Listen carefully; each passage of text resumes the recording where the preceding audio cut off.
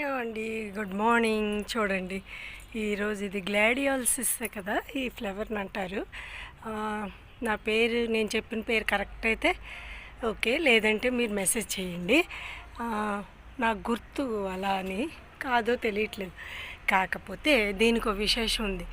ఈ మొక్కని ఇది దుంప అనమాట.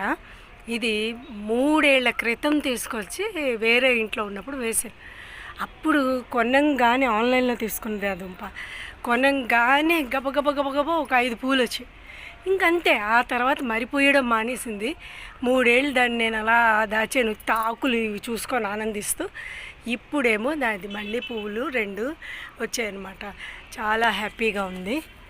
సో చూడండి ఎంత అందంగా ఉన్నాయో ఇవి కదా, ఆన్లైన్లో తీసుకున్నవి. ఆన్లైన్లో ఎప్పుడు కూడా దుంపలు అయితే ఫెయిల్ అవ్వవు, కాకపోతే ఫ్రీక్వెంట్గా పుయ్యవు ఎందుకో మరి.